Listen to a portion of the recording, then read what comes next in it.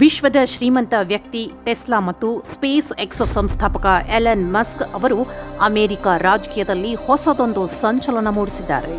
ಇದುವರೆಗೂ ತಂತ್ರಜ್ಞಾನ ಮತ್ತು ಹೊಸ ಆವಿಷ್ಕಾರಕ್ಕೆ ಹೆಸರುವಾಸಿಯಾಗಿದ್ದ ಮಸ್ಕ್ ಅಮೆರಿಕ ಅಧ್ಯಕ್ಷ ಡೊನಾಲ್ಡ್ ಟ್ರಂಪ್ ಜೊತೆಗೆ ಅತ್ಯುತ್ತಮ ಸಂಬಂಧ ಹೊಂದಿದ್ದರು. ಆದ್ರೀಗ ಟ್ರಂಪ್ ಜೊತೆಗೆ ಮುನಿಸಿಕೊಂಡಿರುವ ಮಸ್ಕ್ ತಮ್ಮದೇ ಆದ ರಾಜಕೀಯ ಪಕ್ಷವೊಂದನ್ನು ಘೋಷಣೆ ಮಾಡಿದ್ದಾರೆ. ಅಮೆರಿಕ ಪಾರ್ಟಿ ಎಂಬ ಹೊಸ ರಾಜಕೀಯ ಪಕ್ಷವನ್ನು ಹುಟ್ಟುಹಾಕುವುದಾಗಿ ಘೋಷಿಸಿದ್ದು ಟ್ರಂಪ್ ವಿರುದ್ಧ ಸಮರಕ್ಕೆ ಮುನ್ನುಡಿ ಬರೆದಿದ್ದಾರೆ. ಏನದು ಬೆಳವಣಿಗೆ ನೋಡೋಣ ಬನ್ನಿ.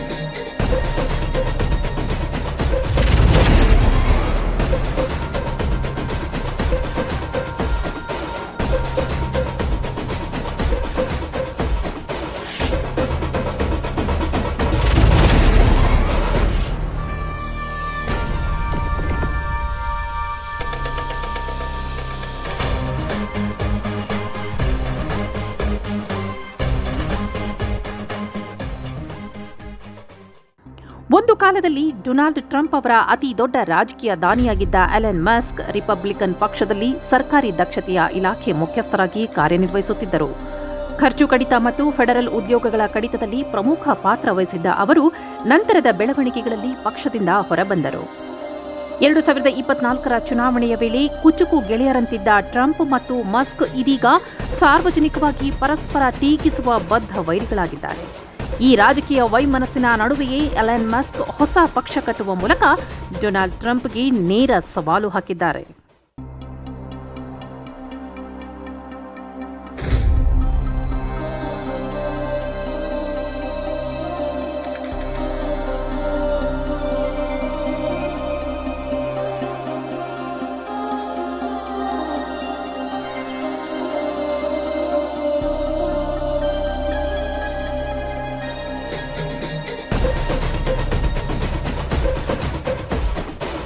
ಹೊಸ ಪಕ್ಷದ ಬಗ್ಗೆ ಮಾತನಾಡಿರುವ ಮಸ್ಕ್, ನಮ್ಮ ದೇಶವನ್ನು ವ್ಯರ್ಥ ಮತ್ತು ಭ್ರಷ್ಟಾಚಾರದಿಂದ ದಿವಾಳಿ ಮಾಡುವ ವಿಷಯ ಬಂದರೆ ನಾವು ಪ್ರಜಾಪ್ರಭುತ್ವದಲ್ಲ, ಏಕಪಕ್ಷೀಯ ವ್ಯವಸ್ಥೆಯಲ್ಲಿ ವಾಸಿಸುತ್ತಿದ್ದೇವೆ.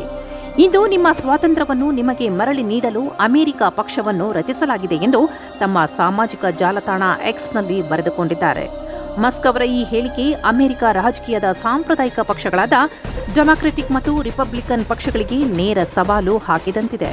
ಭ್ರಷ್ಟಾಚಾರ ಮತ್ತು ವ್ಯವಸ್ಥೆಯ ನ್ಯೂನತೆಗಳನ್ನು ಸರಿಪಡಿಸುವ ಮೂಲಕ ಪ್ರಜೆಗಳಿಗೆ ನಿಜವಾದ ಸ್ವಾತಂತ್ರ್ಯವನ್ನು ನೀಡುವ ಉದ್ದೇಶದಿಂದ ಈ ಪಕ್ಷವನ್ನು ಸ್ಥಾಪಿಸಿರುವುದಾಗಿ ಹೇಳಿದ್ದಾರೆ.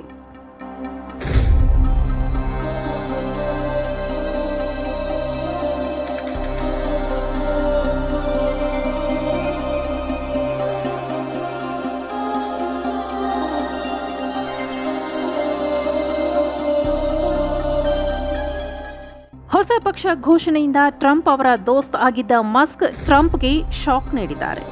ಎಲನ್ ಮಸ್ಕ್ ಅವರ ಈ ನಡೆ ಅಮೆರಿಕ ರಾಜಕೀಯದಲ್ಲಿ ಹೊಸದೊಂದು ಅಧ್ಯಾಯವನ್ನು ಪ್ರಾರಂಭಿಸುವ ಸಾಧ್ಯತೆ ಇದೆ. ಅವರ ಖ್ಯಾತಿ, ಸಂಪತ್ತು ಮತ್ತು ತಾಂತ್ರಿಕ ಪ್ರಭಾವ ರಾಜಕೀಯ ಅಖಾಡದಲ್ಲಿ ಯಾವ ರೀತಿಯ ಪರಿಣಾಮ ಬೀರಲಿದೆ? ಸಾಂಪ್ರದಾಯಿಕ ರಾಜಕೀಯ ವ್ಯವಸ್ಥೆಯ ವಿರುದ್ಧ ಅವರ ಈ ಬಂಡಾಯ ಯಶಸ್ಸು ಕಾಣಲಿದೆಯೇ?